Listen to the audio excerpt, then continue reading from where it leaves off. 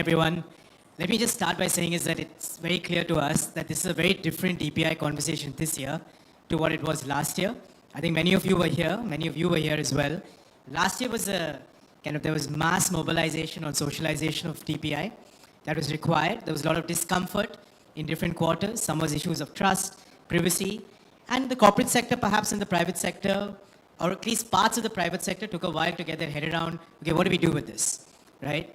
And I'm not saying that story is completely done, but I think that buy-in has happened in a big way. Today we are actually here to essentially try and discuss, I think what kind of Pramod started us off in, is how do we actually get this stuff out in a responsible way, in a safe way, to 50 countries or 100 countries, right? Now there are global campaigns that are doing this already. So we've got a fantastic set of speakers here, and I'm going to kind of mix it up a little bit in terms of, keep it a little bit more Q&A if I can. But Paul, let me just start with you. I remember when you started brainstorming this idea, and then we started writing this paper, and I think it's very clear that the paper is written by 3 very different people who are trying to put thoughts back together. This presentation actually is the paper, right? But there's one question I have, and I'll get to the kind of the choices and how do we actually package this and so on. But the one thing that we learned yesterday, right, in 3-4 hours of closed-door meetings with a range of others, are 2 things. One is, we're thinking of this as a frictionless process, or actually a low-friction process, right? We're thinking of this something that you can essentially kind of download, subscribe, right? And hence, it's essentially an OpEx model. But what we've learned for a lot of the countries here, so, yesterday Salima said something, from a Sierra Leone perspective. I remember Rosemary said something. There's that countries actually want capacity, they want capability, and they want jobs. So I guess it's a slightly unfair question to you, because there's a political aspect to this as well, and a human resource aspect. How do we solve for that? Because that's not what we're solving for in this paper. But that's a real problem. So if we're saying is that, listen, there are 20 countries, whether you're in Latin America, Caribbean, Pacific, less than population of say 10, 20, 30 million, you should basically adopt this because you can get it fast. But they're saying, yeah, we can get it. But we want to build in-house actually. We want jobs. So when we have to go back to our ministries and we have to go back to our people, we're saying we need to generate jobs. So I don't know if you have an answer, but... Okay, is it on? Yeah. Is it on? Okay. I think it's a wrong view. I mean, it's extremely silly to start building everything from scratch. The job, 2 things. One, focus on this. DPI is not solutions. DPI is about only underlying building blocks or individual components, the whole thing, right? Somebody has to build solution. When you build a DPI in the country, 1,000 new solution possibilities emerge. Who's going to build the solutions? Local capacity. So shift from supply side, job creation, to a demand side. That's a real argument we are making, okay? On the innovation side, invest, bring more startups, more solution providers, more like the speaker we have on UPI, right? People are building all that thing. That is like it's all jobs in one sense, whether technology, partial technology, whether it's marketing, product building, all that comes of shifted from supply side to demand side. DPI is perfect example that will actually drive it, because DPI doesn't solve, it gives you the ability to solve.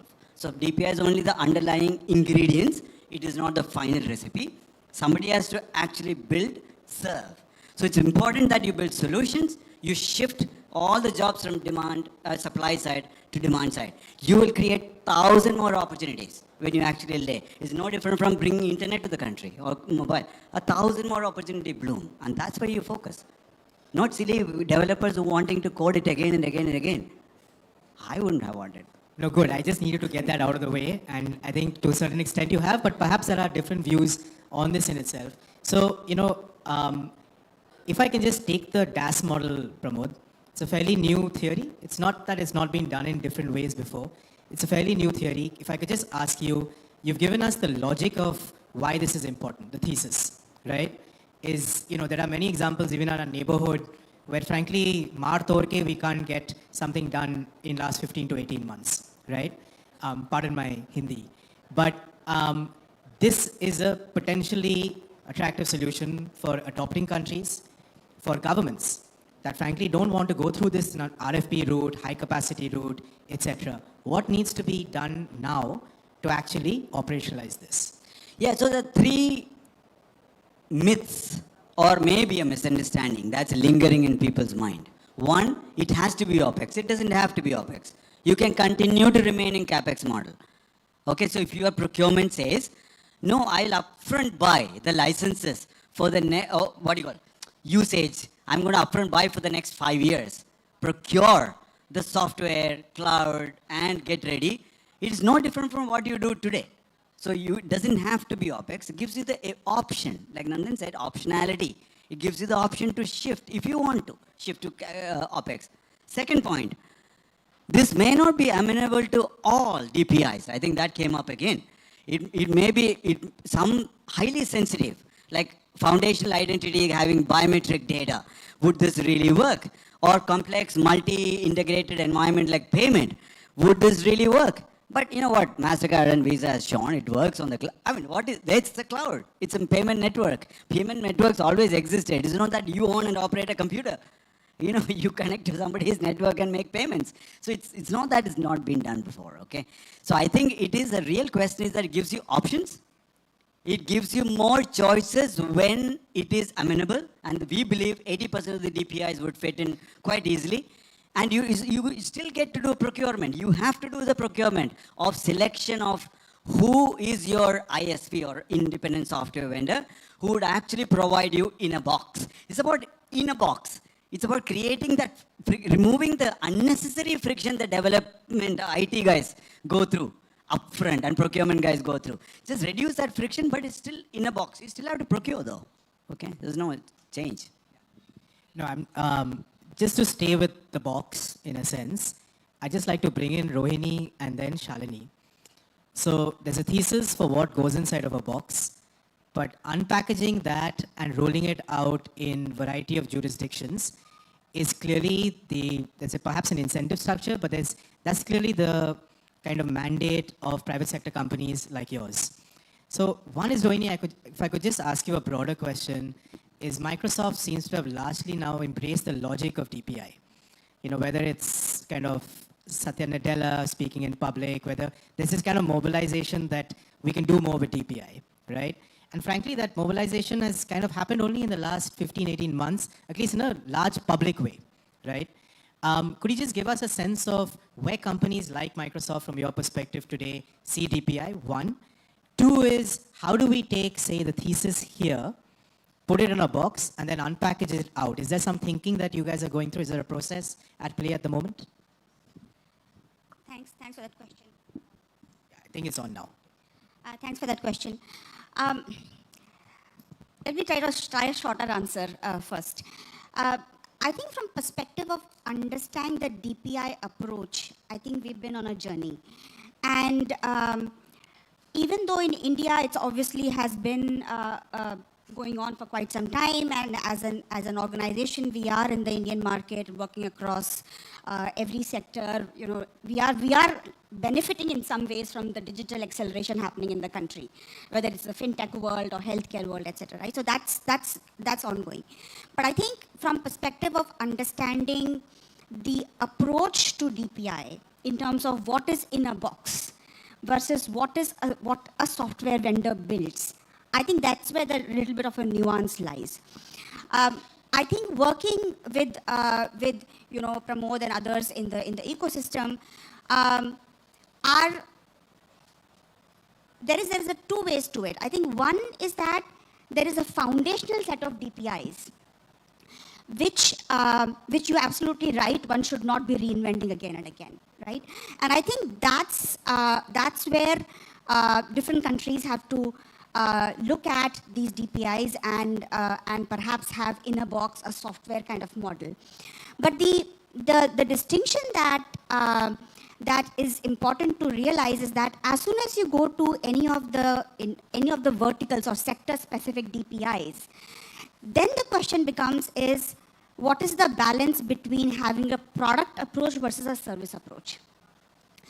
And there was an earlier panel which was talking about you need to have the DPI, and I'll just call solution that is customized to the local context.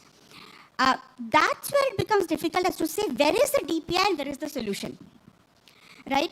And our ability to understand that nuance, I think, is evolving. I think there is better understanding, and I'm not giving a Microsoft perspective right now. I'm saying that I think as an ecosystem, our understanding of the foundational DPIs in terms of identity, payments, etc., and the protocols is evolving.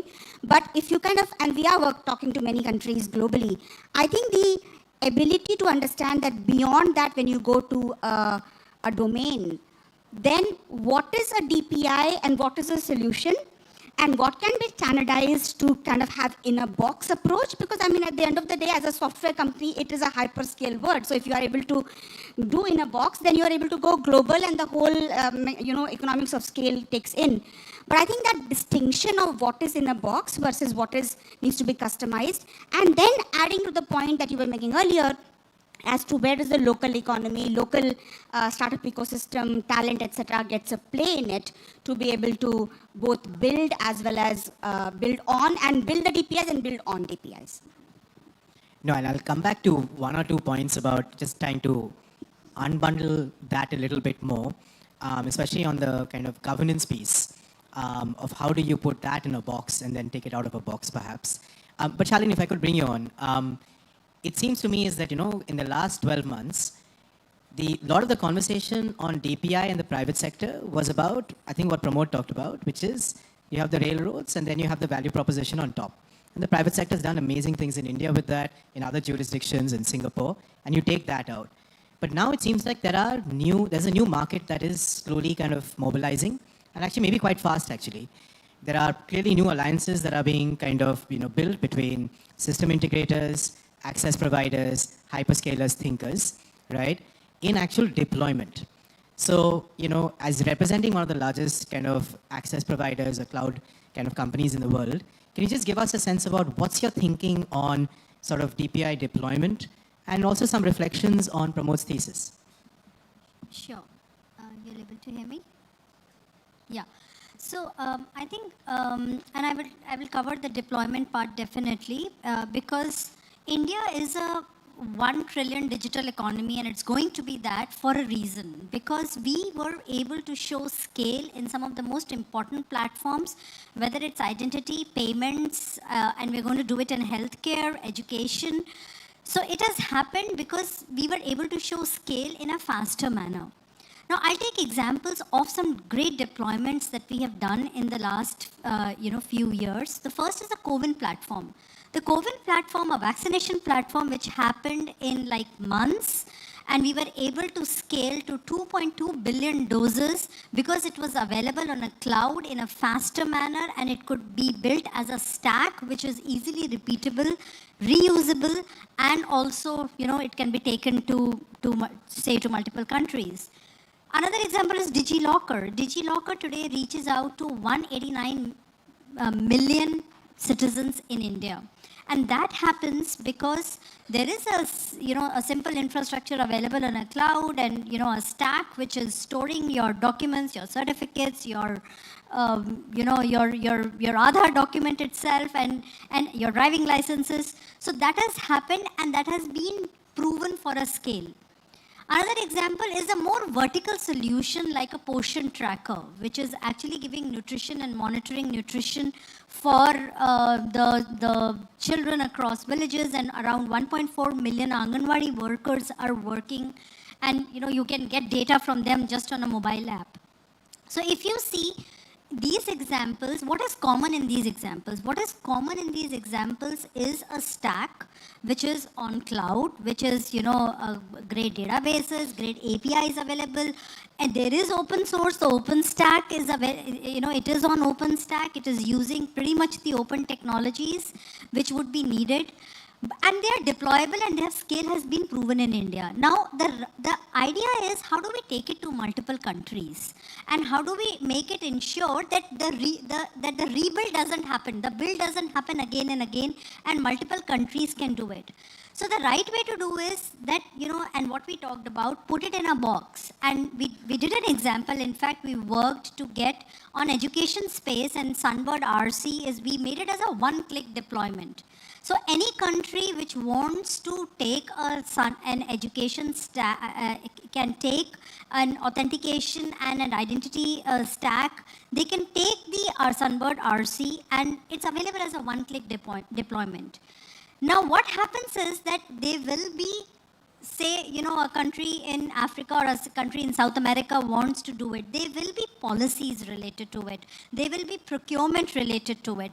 But the heavy lifting has been done. The economies of scale can be achieved much faster because heavy lifting is done. The infrastructure is available. It's available as APIs. The country can download that one-click deployment and use it with their system integrator, with their partner, and hence create the jobs which they are wanting to do it. But the main burden and the onus of putting it all together as a single technology stack, that part is done. And this can be done by local partners. Innovation can also come in because you can bring in creativity, and there might be citizens, say in Brazil, they might have something very specific to their election system, for example. So those innovations can always be brought in, but the heavy lifting of a simple identity management or an authentication management or a stack to do a data repository, that part is there. So we should export what is, or we should package what should not be repeated. But we should definitely bring in the innovation and the procurement, and I'm sure every country has a different procurement cycle. What we have also done is we have made this available on our Open Government Solutions library. And so it is available to all, but it also mentions cloud policies in every country. So, the Open Government Solutions Library, it has cloud policies, say in Mexico, say in Brazil, say in New Zealand. So what happens is that the policies you have done, if any implement which has happened in open government can be available in that country, and that is available as a free shareable resource. Of course, the deployment is not free. The deployment is for the country and for their system integrators and those partners to make use of it. So that's how the deployment challenge can be solved. No, thanks, Shalini. I'm going to go to Supnendu, but perhaps for Rohini and Shalini, I'll perhaps come back with one set of questions. Is that for a lot of the countries that we talk to on an ongoing basis, right? Countries who are adopting, be it there in the Pacific, Caribbean, wherever. Two of the key questions that keep coming up is that we don't have a problem with DAS as a theory in itself. We don't have a problem with, or even different models of kind of building out. But data sovereignty, data security, that is still an absolute issue for us. And at the moment, we're not convinced. So if you could keep that in your pocket and I could come back to you. But something, if I could turn to you, is the Monetary Authority of Singapore has done tremendous work in actual deployment outside of Singapore. You've got a new project that you're exercising at the moment. And you're also an early starter, one of the first starters, in fact, on DPI. If I remember SingPass, the first iteration, if I'm not wrong, goes back to 2003, right? So could you just give us a little bit of a sense of, just to recap for the audience and even otherwise, very quickly, Singapore's journey, and when did you reach that inflection point where you said, let's take it outside our borders? Well, thank you, Pramod. I think let me start with Pramod's statement. I want to support his view that there's no real, the worry about job getting disrupted or not enough job getting created because you're taking a DPI stack from somewhere else is actually, there's no evidence to prove that way. I just want to get that out of the way. Because from Singapore's perspective, when we started, because as a smart city, as a smart country, DPI became part of our core thinking. That we got to build a national infrastructure, starts with identity, golden source data, then take it to the payment infrastructure, and so forth. So the journey has been for us way almost a decade now. But we started seeing some challenges when we started connecting our systems to other countries. And as an example, when we connected our payment system with Thailand, almost identical architecture, identical standards, same processes and policies. And we started discussing with Thailand, connecting our Pay Now, which is UPI equivalent to Thailand's PromptPay. It took us 3 years. Identical system, identical structure, almost similar ethos and cultural thinking about how we should go about DPI, public infrastructure, open innovation on top of that. 3 years. The issues were not the technology, it was a policy alignment. And very funny examples like the decision maker for money laundering checks was not within the central bank. It is sitting with the police, Ministry of Home Affairs. They don't care about all these things. The police will not care about inclusion. So you got to have this nuances in the country, and that start hitting you when you start connecting your systems, your policy stack with the other market. And it immediately shows that all the assumptions you have built in your system are completely going to be questioned when you take this stack to, when you take that box to the other country. So it took us 3 years to connect PromptPay and Pay Now. Then we came to India to connect with UPI. As India, we took, I think, close to a year. Again, with India stack and Singapore payment stack was almost close in terms of tech construct. It still took us a year. And we had to deal with new kind of issues, consumer protections issues, dispute resolution challenges, policies around cyber security, insurance coverage. I was sharing with you how painful was that towards the last moment of our deployment. Somebody told us, you got to have an insurance coverage of double-digit $1 million for any data breaches. So you get into those issues. And now we have implemented with Malaysia our own DPI infrastructure. It took us less than 6 months. So you can see that from 3 years, 12 months, and we are now down to 6 months. From a cost structure, it was double-digit $1 million with Thailand. We are down to, with India, we did it less than $10 million. And with Malaysia, it will be around $4 or $5 million. Now for the next country, it will be a couple of $1 million. You can see the cost structure coming out dramatically down. So evidence are showing that if you collaborate, if you share best practices, if you share all the common construct, the way you deploy in cloud, policies, you get to see a common downstream cost going down, efficiency getting up, far better structures. But I want to just remind my friend Pramod that when it comes to DPI, it's a very strong sovereign choice. It is a national infrastructure. And it's very hard for a country to think that I'm going to take a box from some other country and put it in my national infrastructure. Because something goes down, I think many people will be worrying about their own jobs and many things in life.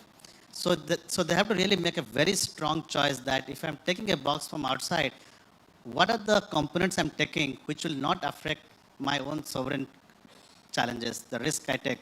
And it's very hard for politicians and bureaucrats to make that choice. Despite lovely presentation by Pramod that this is how it should be, it is so easy, take it out, and all the panelists who spoke about it. So there is this issue around national sovereign concerns because DPI is systemically important and policymakers must make a strong view of whether they're going to build something in collaboration or take a box and deploy in the country. My preference is they should take some of the open component, build a local integration capacity, take some policy alignment, and go with it. And I think that's the best way to do it, rather than open a closed box deployment in a foreign country. Okay, I'm going to bring in Jonathan in a bit because I know he has a lot to say, and he's been nodding his head vigorously. But before that, if I could just turn to Vivek on a couple of the threads and the points that have been raised over here. So I think Swapnendu makes a really important point about sort of companies, deployability, boxes being unpacked, and a critical question of sovereignty, right? And I was just wondering, Salesforce has been doing a lot of thinking around DPI. I think you've got some kind of a, committee group, you've really mobilized. How does it's not for Salesforce to necessarily answer these questions, but these are questions that will be need to be answered by private sector as much as by designers and architects if we're going to move this deployment journey further. right? We're going to have to create that comfort. So I guess a broader question, Vivek, is can we create that comfort? Or do we perhaps need to make serious choices like what Supnendu is saying, where he's saying is that, listen, you can't go down the box route, right? Or the Gmail route, for instance. If you're kind of thinking about a world, which we are, which is in next 2, 3, or 4 years, that this is downloadable or subscribable, you're going to come up against politics in different ways. And second, if you could just give us a sense about, large company like Salesforce, for instance, what are the opportunities that you see? So you've got sort of two legs. So one is the challenges, one is the opportunities. Thank you for that. Thank you for that, Rudra. And first of all, I just want to pick up again what Pramod said, that we should not build, we should buy. It's good for our company. Completely support that. No, but on a serious note, I think the approach that you outlined as DPI thinking, I think has worked especially in large-scale environments very well, because when you have well-tested components and you allow an innovation ecosystem to evolve around it, it's worked. It's driven demand for our products, and it's driven demand for our ecosystem as well. So there's a sort of a virtuous cycle that gets created, and the system sort of grows organically very quickly.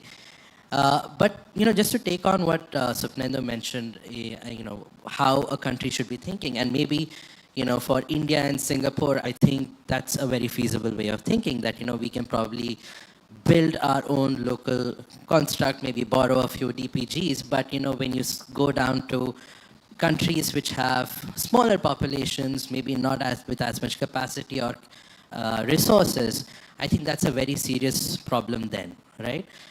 Many countries have a team of 10, 5 people who understand DPI in its entirety, probably have no capacity to deploy it. And I think when they start thinking about digitizing, then for them it is either you buy pre-packaged solutions from vendors, or you start going down the DPI route, but then you don't know how to do it because you have no other available means to do it. So this is where the DPI as a service model can really come in. But to come to your point, I think it's a real question. I've been in the government for some time, so I can understand the pain and the hesitancy that you want to, you want to do your own thing, because the skin on your back is going to be a little safer when you start doing your own thing. But then I would ask you to, urge you to think as an official, would you want to go with something that's tested across several countries, right? And has that kind of resilience, and suppose one box doesn't work, can you quickly swap it for another box? And have that innovation ecosystem built across the private sector community that we have on the desk and on the dais and probably in the audience, that let's say, if God forbid Salesforce doesn't work out for you, you can quickly move to a Microsoft or an AWS, and you're assured that it's the same architecture or similar architecture because it is literally built on the same rails or thinking.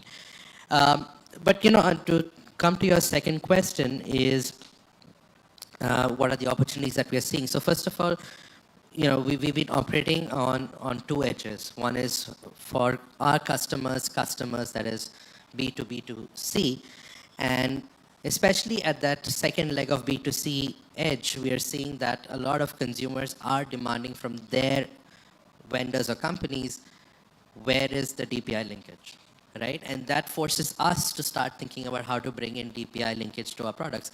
Works well for us because our products are modular, but it also is, we are seeing that it's forcing a lot of other companies to think, okay, we need to start thinking about it. And there are several customers on our doorstep saying, why haven't we already started talking or thinking about DPI products?